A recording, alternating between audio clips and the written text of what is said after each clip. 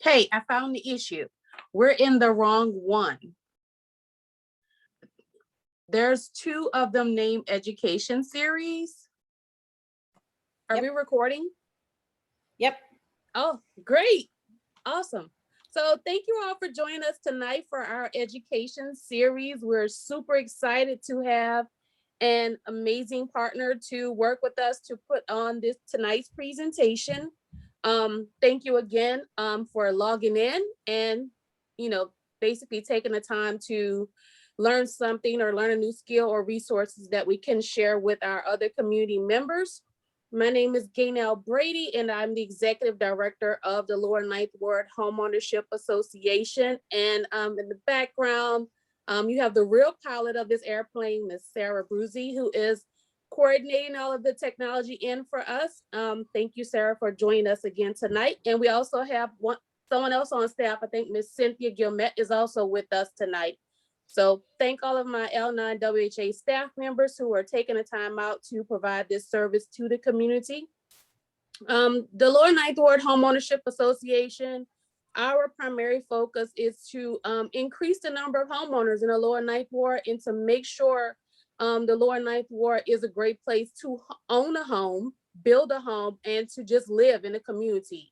I grew up there. I love the Lower Ninth Ward, and it's the greatest ward in the city of New Orleans. So I'll just say that, y'all. And y'all have me full of energy tonight. I'm excited. And I will stand on that. Yes, we will challenge any other ward. We're the greatest.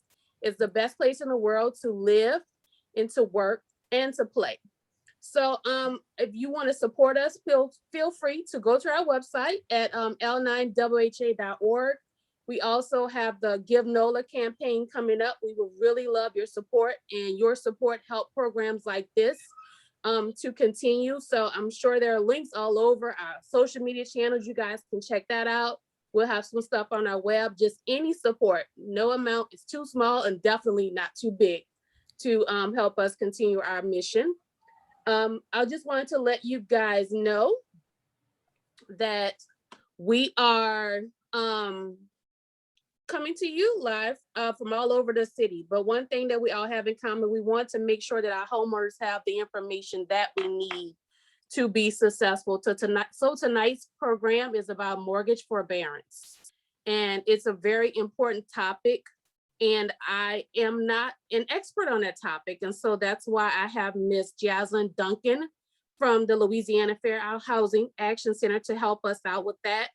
And just wanted to let you know, if you have any questions, please type them in a chat box. You can also answer them on Facebook as well. And we're going to be monitoring both of those. So Ms. Giazzlyn, I'm going to turn it over to you. All right. Thank you so much, Gaynell, and thank you so much to the staff for helping to put this together. So my name is Giazzlyn Duncan. I am from Louisiana Fair Housing Action Center. I am the Director of Homeownership Protection. And what that really means is helping those who are facing foreclosure or imminent foreclosure, helping them to obtain options with their servicer. And so tonight we'll talk a little bit about those options. But first, I want to talk a little bit about Louisiana Fair Housing Action Center. We've been around for a little while, about 26 years. We've been in the area, and the entire premise and mission of our organization is to eradicate housing discrimination.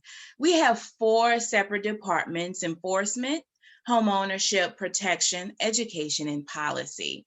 Our enforcement team is those who investigate and possibly litigate any type of infractions against that go against the Fair Housing Act. And then, of course, my department. And then education is their entire premise is to educate organizations, communities, landlords on fair housing and its 7 protected classes. And then lastly, we have our policy. So while we're educating, we're also trying to push policy out, fair housing policy that makes home ownership and housing equitable for every person in our area. Louisiana fair housing is it used to be Greater New Orleans Fair Housing, and now we have the state. So our footprint is Louisiana. So as long as you are within the state of Louisiana, we will be able to assist. And we are funded by HUD. So our organization does this as an agent or as a contractor of HUD, but we are a nonprofit agency. Just a little bit about fair housing. So yes, you will get a little bit fair housing information and education today, and then we'll jump into the actual presentation.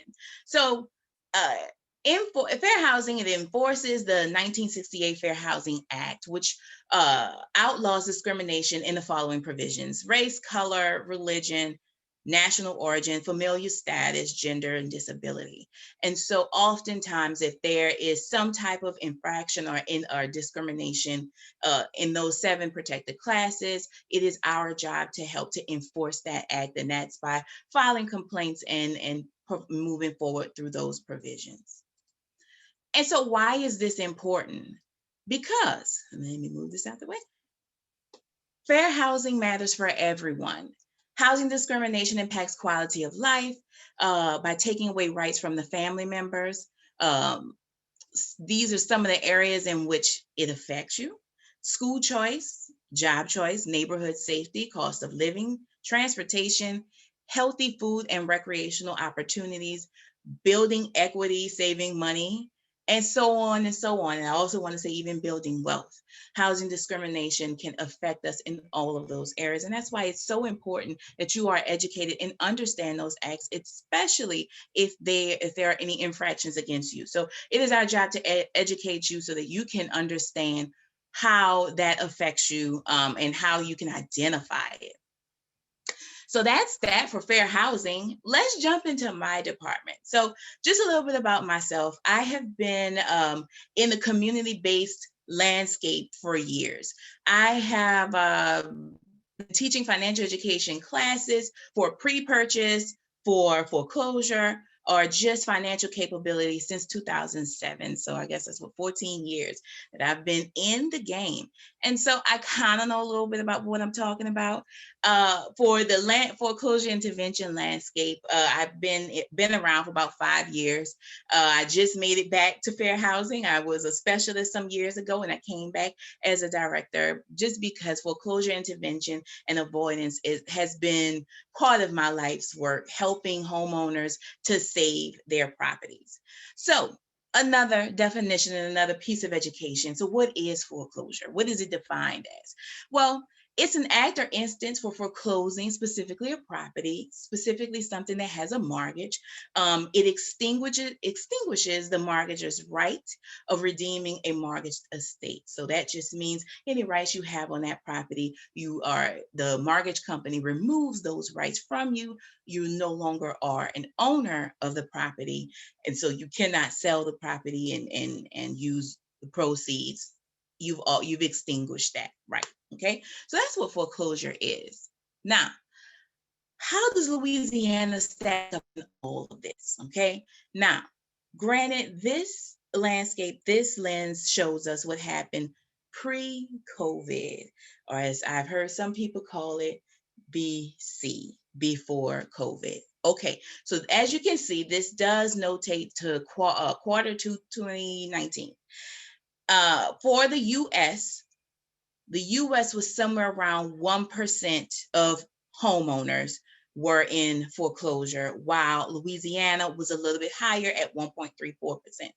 I couldn't find any more recent data, especially because we know COVID is going to exacerbate those numbers. Things are going to look far different. There's tons of people who are not in foreclosure, but are sitting in programs such as forbearances, or are sitting in spaces where they owe a large amount of money because of loss, possibly because of COVID, indirectly or directly related to COVID. And so we know that number is far different. So again, this was quarter to 2019, but the reason why I wanted to illustrate this was to show that at some point, Louisiana was a little bit higher than the U.S.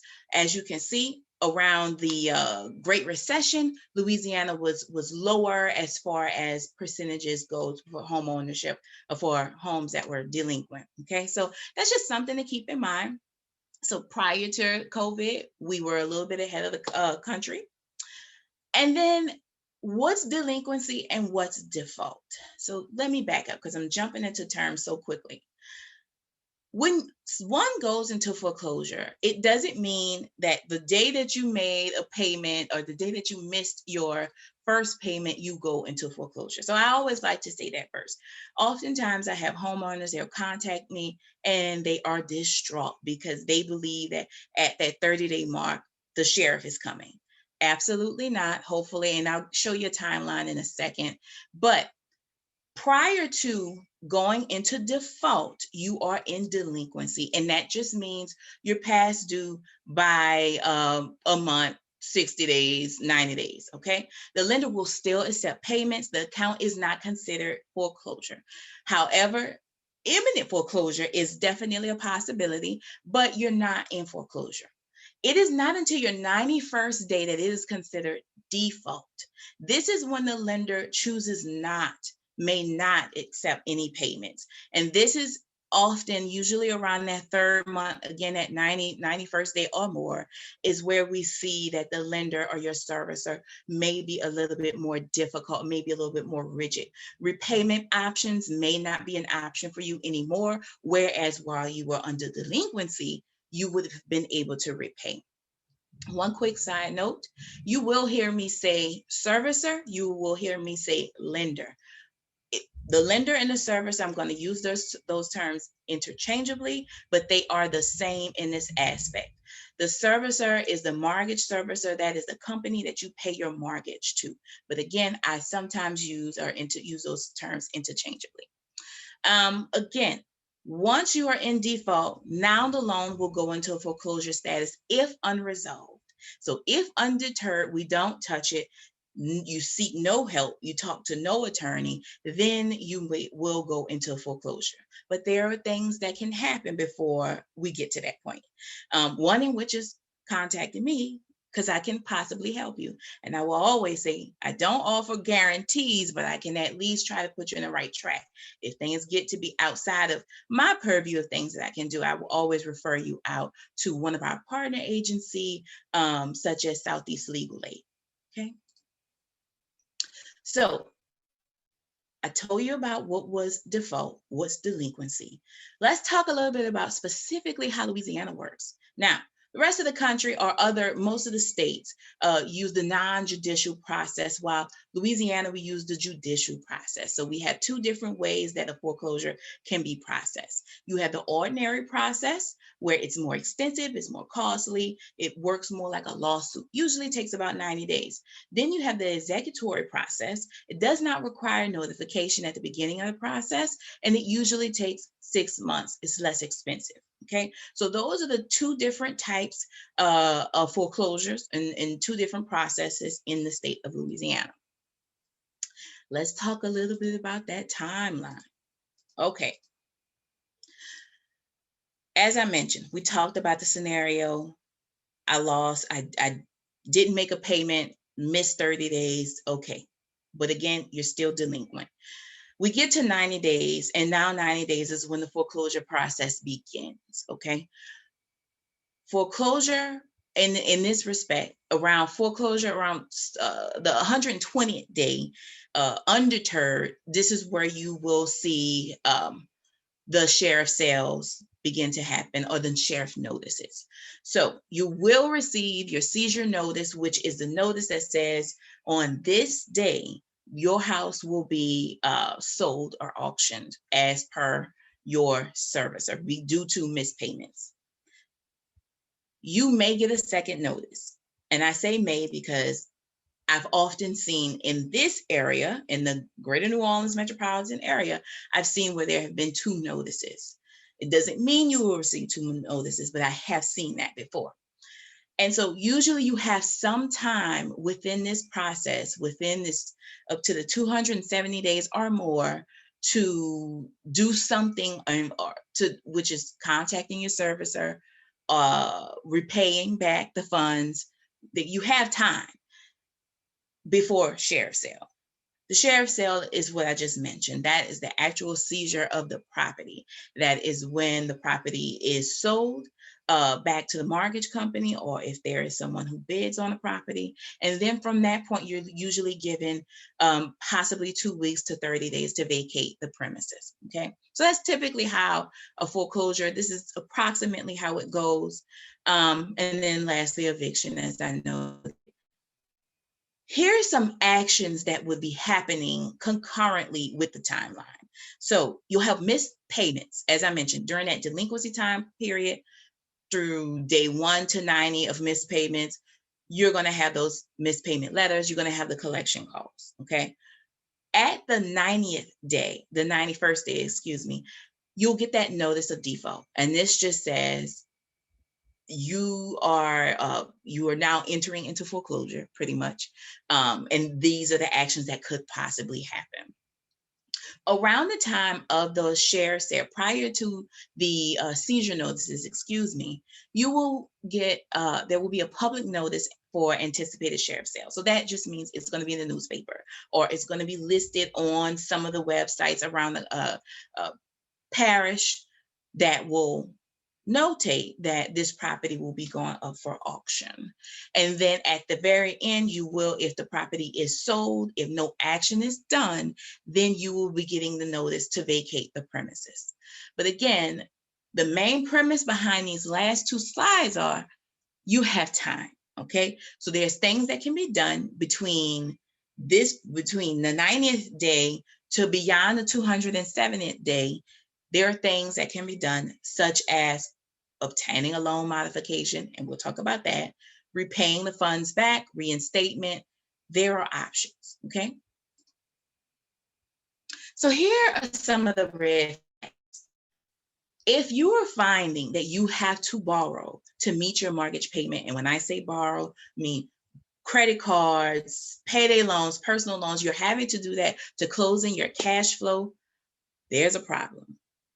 If you're finding that you're having to borrow against your home to meet ordinary expenses, and this would be for someone who, let's just say, may have a line of credit, and they're using their line of credit or their equity line of credit to obtain groceries. Now, again, I know right now we're living in very extraordinary times.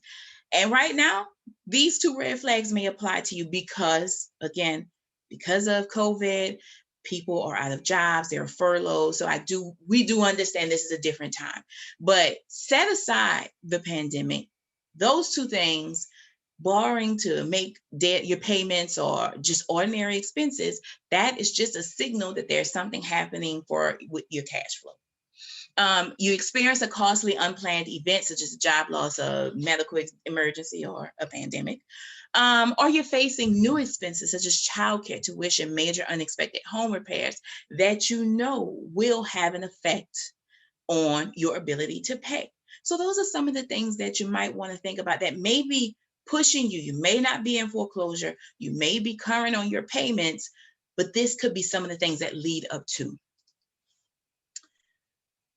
One other thing to think about, and this is for my homeowners who don't have fixed interest rates, you could have a mortgage that adjusts or resets, and there's a higher payment. And I don't even want to just say just interest. There are new tax assessments, insurance could go up. Those things could inflate and increase your mortgage payment, which could possibly push it out of affordability. If you are constantly making your payments late, constantly functioning in that 30-day, 60-day time frame, there's a problem. If there's high stress in balancing expenses and income, there's an issue. And of course, if there's any life changes, such as divorce, where there's a reduction of income, or loss of a spouse, there's a reduction of income, things are different, this could perhaps push you into foreclosure. So these are just some of the things to identify. Again, this doesn't mean that if this is happening that you will ultimately go into foreclosure, but these are just some of the signs that let you know, perhaps I may need to start thinking about what my next steps are if the bottom falls out. Okay. Things to remember. Louisiana does not have a redemption period. A redemption period just means there's a period of time that you can redeem the property back. Louisiana does not have that. Deficiency judgment. What that means is if the property sells, then for less than the amount owed, so let's just say, for instance, through a foreclosure, the property sold for 80,000, but your balance is 100,000. The lender has a right to pursue that deficiency, which in this case would be 20,000. So that's just something to keep in mind. This is a deficiency judgment is something that could affect you. You could think that, okay, the foreclosure is done, the house is out of my name, and then you're hit with another bill or perhaps a lawsuit for this residual funding. So that's just something to keep in mind. And this is another reason why, while foreclosure avoidance is what we want to see happen, if you are still in a place that you can sell the property and you're okay with selling the property, do that. Sell the property, which will then could possibly save your credit, which we know a foreclosure can devastate your credit. Save your credit, you can sell the property and then purchase another home. So that's just something to think about just because of the risk of deficiency judgments. All right, so I've given you a terminology lesson. Let's talk about how do we avoid foreclosure. So one of the things that's so popular right now is the forbearance. And I'm going to talk about specific COVID-related forbearances, but in general, the forbearance is an agreement between the lender and the delinquent borrower. It is allowing a temporary suspension or reduction of the mortgage payment while not exercising the foreclosure process. Now listen up. Deciding not to make a payment on your own is not a forbearance, okay? That is something you decided to do on your own at your own risk. So listen up. Anything that I talked to you about today has to be approved by your servicer. So again, the forbearance is again another arrangement in an effort to mitigate any foreclosure issues or foreclosure avoidance. Puts a temporary pause on the mortgage or reduces that. Okay. Because of COVID, because of the CARES Act, there are now COVID hardship forbearances. You have the right, if you have experienced a financial hardship directly or indirectly due to the coronavirus pandemic, then that forbearance can be put in place. Again, you have to contact your mortgage company to get that started. It's usually pretty seamless, but that's just something to think about. Now, this is only for federally backed mortgages. If your mortgage is HUD, FHA, VA, USDA, Fannie Mae, or Freddie Mac, this forbearance for COVID hardship forbearance is for this group. Those of you who have conventional loans or private loans, which means not backed by the government, backed by a private investor, you may not have a forbearance option. There may be some that's similar, but it may not be as extensive as the forbearances right now. From my understanding, the federally backed mortgages, you can have a forbearance up to 18 months, okay? Private conventional, they may have given forbearances at the very beginning of the pandemic, 3 or 4 months. And probably by now, if you're not making payments, probably by now they've already either modified the mortgage or already maybe started proceedings for foreclosure, for any foreclosures. So know that if you have a private loan, again, you do have options such as a loan modification. But again, you don't have the option of this automatic COVID hardship forbearance, okay? So when can you apply, or when is the deadline to apply? You can apply all the way up until June 30th, meaning you haven't initiated the forbearance, you have until June 30th. And that's again, if it's an FHA or HUD loan, USDA or VA. Fannie Mae or Freddie Mac have yet to discuss or disperse a deadline just yet. So you still, if your loan is identified as Fannie Mae or Freddie Mac, you still have time to initiate a forbearance. Now, a reinstatement.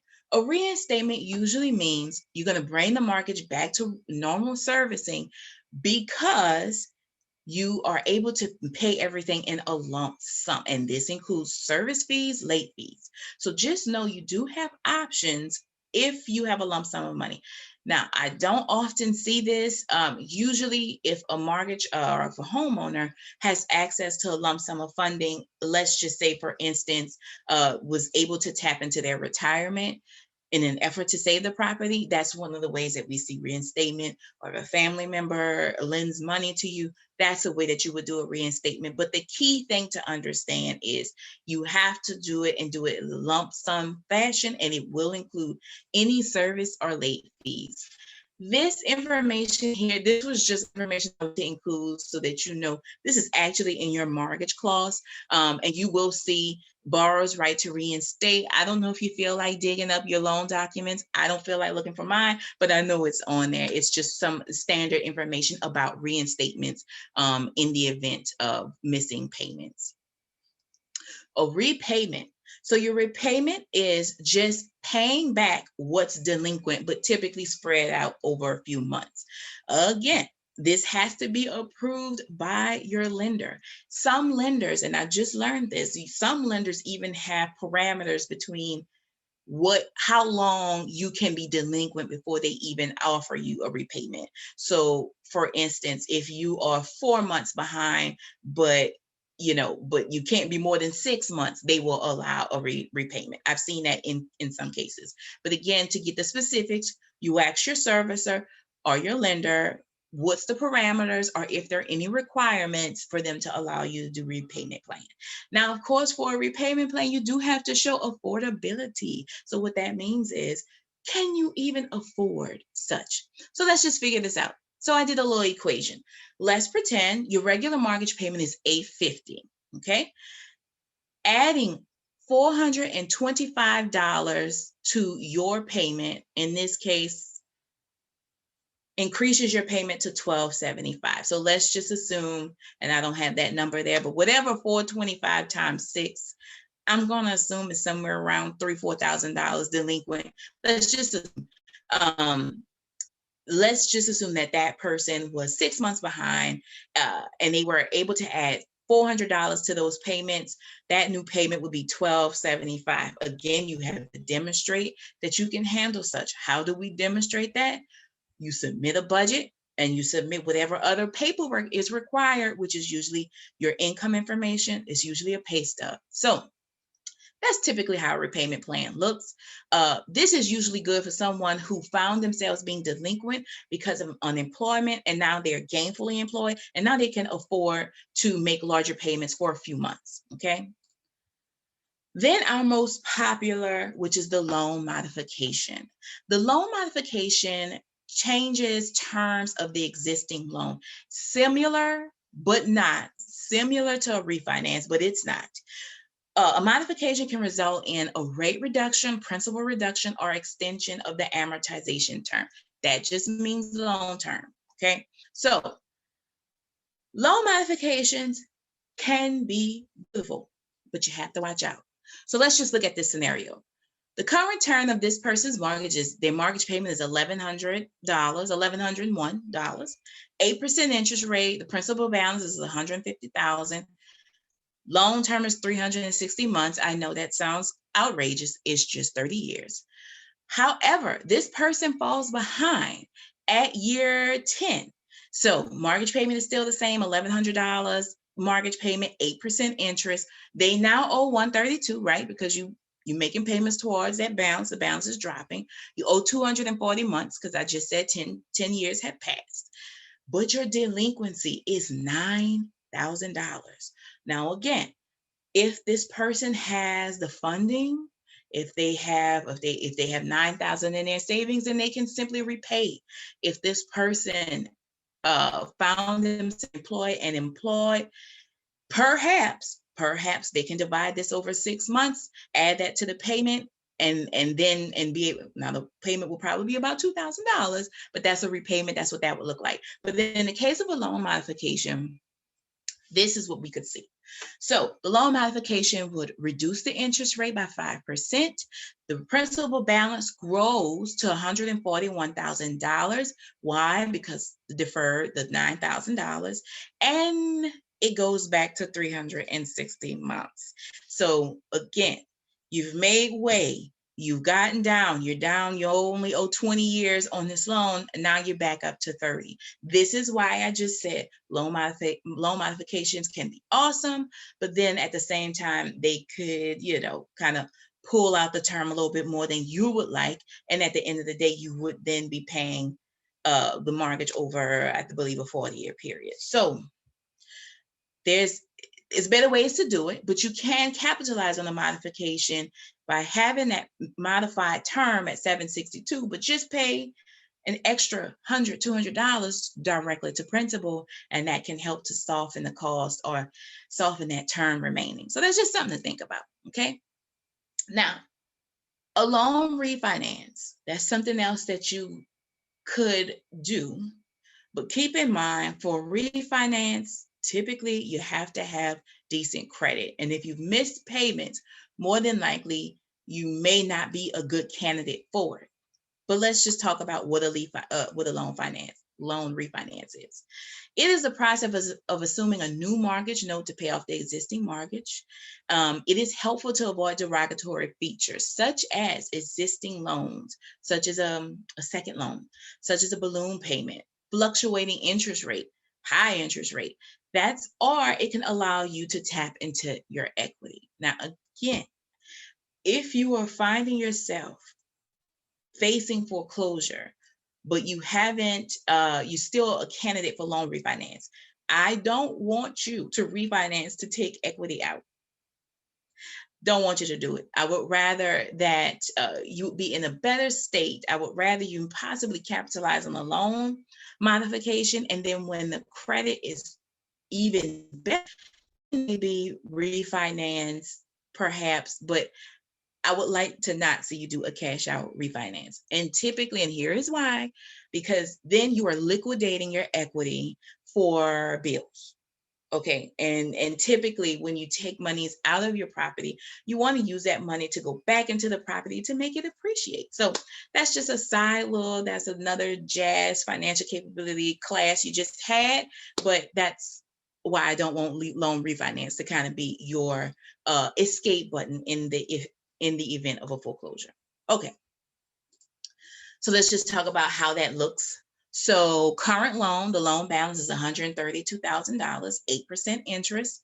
The loan payment is $1,100. That same example, 20 years left. I want to refinance my property. Refinance lowers the interest rate to the prevailing interest rate. Let's just assume this person was able to get the 4% interest. It 132, so that's the same amount that the payment was. Now, of course, when you do a refinance, you do have to consider down payment costs. So it wouldn't necessarily be exactly 132, but it does bring the mortgage back up to 30 years. But you do have options for the refinance. You could take out a 20-year loan, 15-year loan. So there's options available. Okay, so that's just something to think about. But refinance can be used as an escape button to avoid foreclosure. But again, pretty rare because typically it involves your credit to be pretty solid. So I've talked about all the things that you can do to keep your property. There was one other option that I forgot to add into the slide, but I'll just mention it.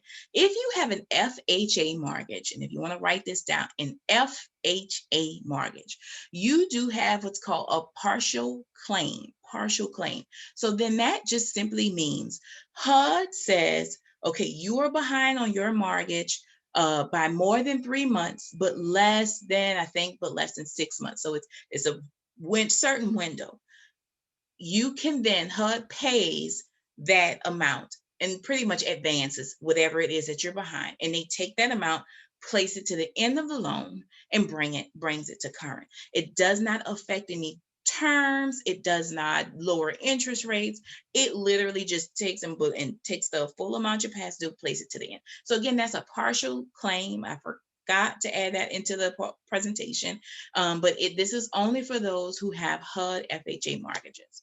As far as transition options, that means I would still like to avoid foreclosure, but I don't want my credit to be ruined. Let's just kind of see what options are available. Standard sale. I said that at the very beginning of the presentation. If at all costs, the idea is to manage and mitigate the credit. That's typically my main idea. So if you need to sell the property, you still have equity in the property, sell the property, okay? Short sale. And I know it's easier said than done. I do understand that, but just know that that's your option. You can do a short sale. A short sale is selling the property for less than owed. Again, this is something that has to be arranged by the mortgage, by the servicer, or approved by the servicer. The property typically has to sit on the market for 3 months at market rate. You can't just decide, okay, my house is worth 120, but I'm probably only going to get 80, and I'm just going to put that on the market. You can't do that. You have to do it at market rate for a period of time, usually 3 months, and then if the mortgage company approves a short sale, then you can move forward. And then lastly is a deed in lieu of foreclosure. This just simply is returning the keys to the servicer and saying, hey, I'm just going to walk away from my property. It's just turning over and transferring home ownership or ownership back to the servicer. It's often called cash for keys as well, because in some cases, servicers will provide a couple $1,000s or less for relocation funding or relocation fees. So those are the options that you have if you are transitioning or you would like to transition out of the property. And I always say this, I taught first time home buyer classes for years. I would always say at the end of my presentation, you can always buy another home. It's not worth stressing yourself out traumatically over. We have enough things to be stressed out about. But that's just something to keep in mind. I know a home represents, has sentimental value, but it's still brick and mortar. You can buy another one. Okay, so what happens if you fall behind? So I already said earlier, call me or contact a HUD approved counseling agency, which Louisiana Fair Housing is a HUD approved agency. I have this link here, which hopefully if you're able to, we can maybe put it in the YouTube somewhere. Click on it and it'll lead you to the list of agencies for the state of Louisiana. You also would need to contact your mortgage company. Don't avoid the phone calls. Call them, talk to them. There are options available. The key word that you want to ask for is the loss mitigation department. Usually that department is specifically designed to help you navigate those options. And then of course, save money, pay down debt. So maybe you're not behind just yet, but you kind of see the road kind of going out a little bit. Maybe it's time to reduce some debt, perhaps, so that we can add more cash to our mortgage because we do know something is getting ready to happen. So that's just some things to think about.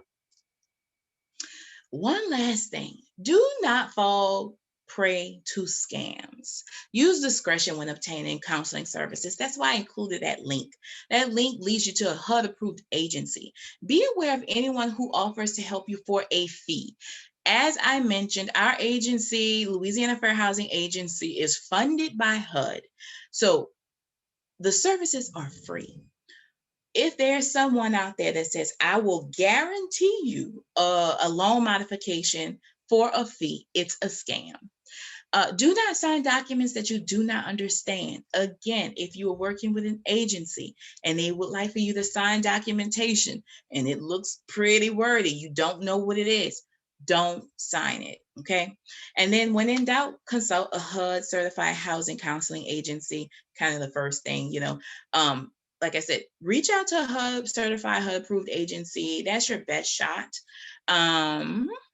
And these are some of my resources. This is where I got a lot of our information. We do on Louisiana Fair Housing's website, we have a COVID tab, and there you can find more information and resources, links regarding housing and any updated policy that's happening. Some of those dates and that information I gave to you earlier about deadlines, it is shifting and changing every day. So be sure to keep in touch with our website, and then just other resources of where I have received a lot of my information. Consumer Finance Protection Bureau, which is consumerfinance.gov, has a lot of information pertaining to mortgages and a lot of financial information about COVID. If you would like to contact us, there we go, louisianafairhousing.org/contact us. And you can reach out to us. There's also a page there that kind of lists our, that lists that where you can fill in, and it goes directly to staff members such as myself. And then you can be able to reach out to us to acquire our services. There you go. You can also reach me directly at counselor@louisiana@lafairhousing.org, or reach us at our direct line at 596-2100-504, of course. And we're on social media. We're on Instagram. And then just to let you know, I'm not an attorney, so this was not legal advice. This was just for informational purposes only. But you should contact an attorney to obtain advice with respect to any other issue. While we do have staff attorneys available, they are for the enforcement side. And again, I am not an attorney, but I am a housing advocate. And do we have any other questions, Ms. Gaynell?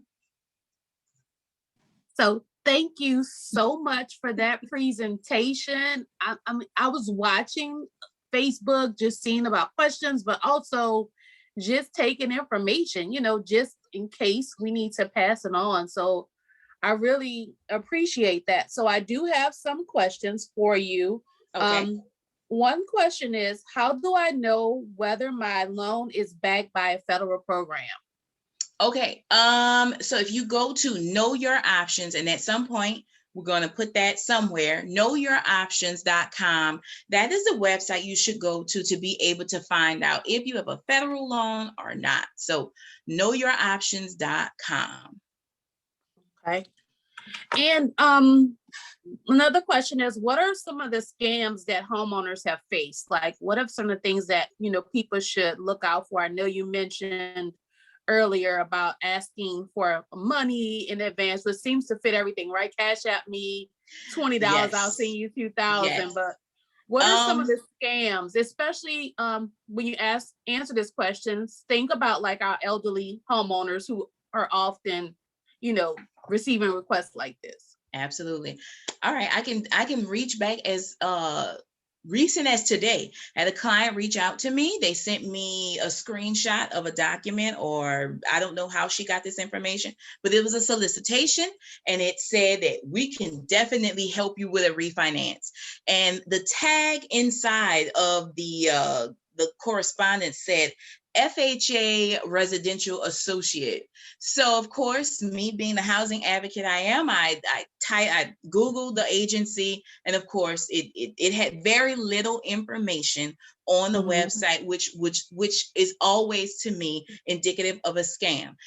FHA, and everybody listen, they're not going to call you, mail anything to you about pursuing a refinance or some type of loan modification unless they do it directly through your servicer.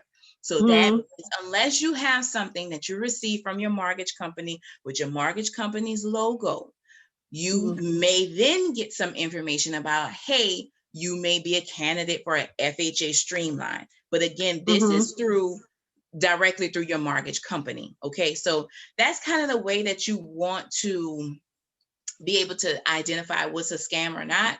If you've not heard of this company before, feel free to Google. And I know my elderly community, I've seen a lot of y'all with smartphones.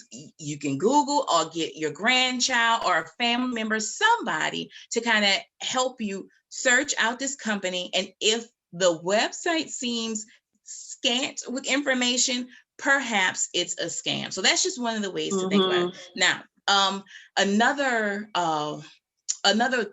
scam that we saw, I want to say when foreclosures were really, this was about 5-6 years ago, we saw a lot of agencies coming up and saying, hey, we will guarantee you a loan modification, or we will guarantee you housing assistance, but you have to call, you have to pay $150. We saw a lot of that. We saw a lot of solicitation throughout the community. I always say, when it comes down to financing on your property, more than likely you need to do, not even more than likely, solicitation if it comes to you in the mailbox, if it comes to you in your inbox, search it out, see what it is, but you should initiate that. Pretty much. That's just Mhm. the basic way to kind of figure out what's good and what's not. If you haven't put into Chase's website that you Mhm. want to put in for a loan application, and now you're getting all these options about refinance that's not Chase, that's all these other agencies, perhaps it's a scam. So it's Mhm. just be careful.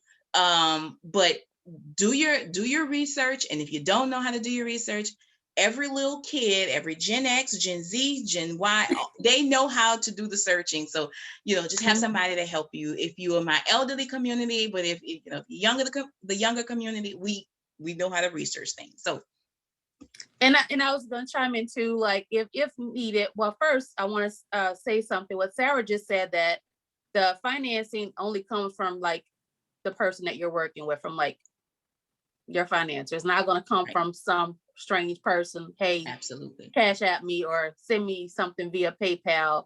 And then absolutely. two, if you're out there and you need assistance and you're in the lower ninth ward, you can also call us, and then we'll reach out and search things out for you as well. We do have those resources, and that's why we're partnering with great organizations like the Fair Housing Center to give us a hand.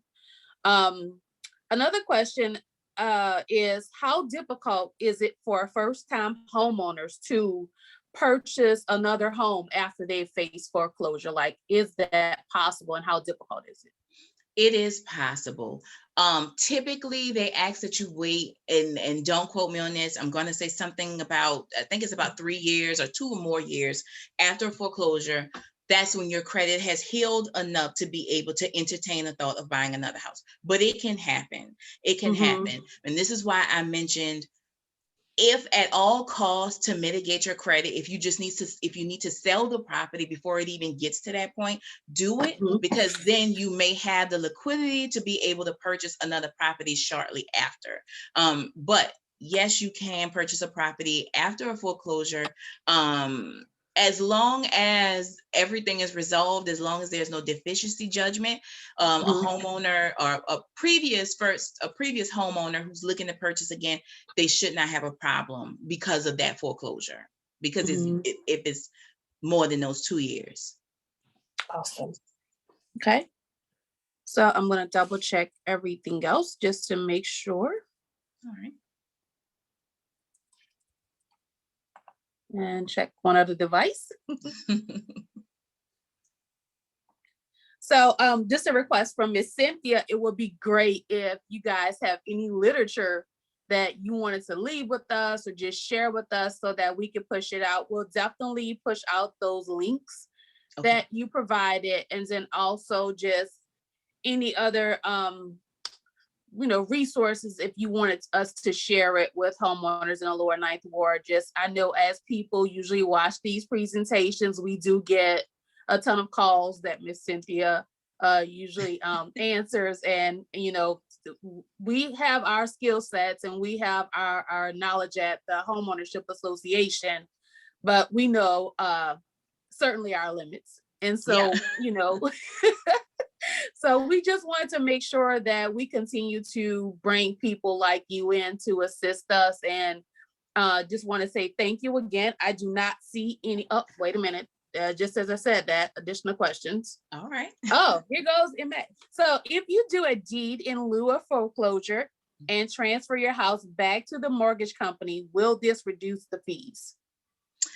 That is outside my purview of knowledge. I am not sure, but I am happy to research to see if we can figure that out. Awesome. So as soon as we get that answer, we'll be sure to share it back out with you in May. And you could just email it to me and I'll connect you all, or we'll figure it out. But we'll make sure that that Absolutely. information is posted for you.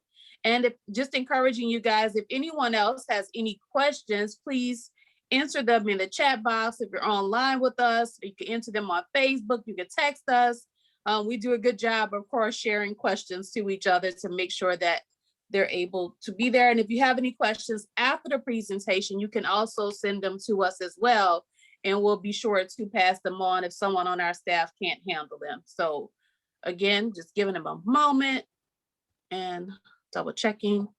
And I just want to add, we do have resources, so I will be sending them over to you guys so that you all can pass out. We have some one pages about foreclosure intervention, predatory lending. So definitely we'll be sending that out to you. Awesome. So I am excited. Like, you're going to come Yay. back to us and do another talk. What is that? Next, what month? Next It's month? in May, but It's I in forget May. what date, but it's in May. Yeah, it's in May. I was just thinking that. I was like, wait a minute, you're coming back to see us again. So it is in May. And that time you're going to talk about mortgages more in depth. So we look forward to that. Thank you again so much. We really appreciate it. I do not see any additional questions. So I thank you again for joining us. We really appreciate it. Thank you for having us. And I will share any feedback that we get from our participants. And we look forward to seeing you again in May. Thank you so much. Right. Thank you so much. Thank you for having me. You're welcome. Good night, everyone. Good night. Sarah's going to land the plane. Good night, guys.